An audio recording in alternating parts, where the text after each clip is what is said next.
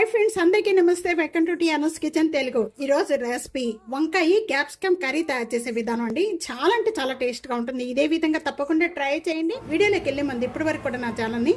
subscribe చేయని వాళ్ళు please subscribe చేసుకోండి రండి ఇది ఎలా తయారు చేయాలో చూసేద్దాం వంకాయ క్యాప్సికమ్ కర్రీ తయారు చేసుకోవడానికి ముందుగా ఇక్కడ నేను పాన్ లో 2 టేబుల్ స్పూన్ ఆయిల్ వేస్తున్నాను ఆయిల్ బాగా కాగిన వెంటనే 1/2 టేబుల్ స్పూన్ జీరా 1/2 టేబుల్ స్పూన్ ఆవాలు ఉల్లిపాయ 2 పచ్చిమిర్చి కొద్దిగా కరివేపాకు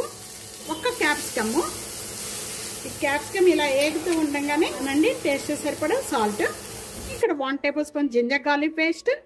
ఇవన్నీ ఇలా వేగుతూ ఉండగానే ఇక్కడ చిన్న స్మాల్ కప్పుతో స్ప్రింగ్ ఆనియన్స్ వేసుకోండి చాలా టేస్ట్ గా ఉంటుంది కర్రీ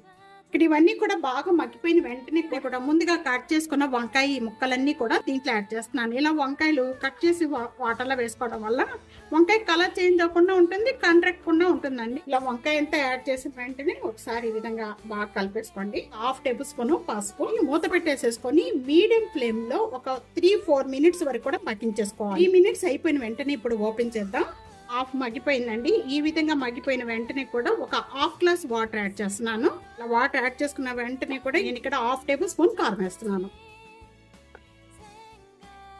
కారం వేసిన వెంటనే కూడా ఒకసారి అంతా కూడా కర్రీ అంతా బాగా కలుపుకుందాము ఇప్పుడు మళ్ళీ మూత పెట్టేసుకొని ఒక 2 మినిట్స్ మగ్గించుకుంటే ఈ వాటర్ అంతా కూడా బాగా మగ్గిపోయి చక్కగా గ్రేవీగా ఉంటుందండి ఇప్పుడు మూత పెట్టేసుకుందాం మూత పెట్టేసుకొని ఒక 2 మినిట్స్ లో మగ్గిపోతుంది ఇప్పుడు ఓపెన్ చేద్దాము వాటర్ అంతా కూడా బాగా మగ్గిపోయి చక్కగా వంకాయ కూడా బాగా ఉడికిపోయిందండి ఈ విధంగా ఉడికిపోయిన వెంటనే దించే ముందు ఇప్పుడు కొద్దిగా కొత్తిమీర వేసేసుకొని దించేసుకుందాం ఇంకా ఇప్పుడు ఈ రెసిపీ ఇదే విధంగా ట్రై చేసి మీకు ఎలా ఉంది అనేది కామెంట్స్లో తెలియచేయండి వీడియో నలుగురికి షేర్ చేయండి లైక్ చేయండి కామెంట్ చేయండి సబ్స్క్రైబ్ చేసుకోవడం అస్సలు మర్చిపోతే friends thank you for watching next వీడియోని మళ్ళీ కలుద్దాం అంతవరకు సెలవు బాయ్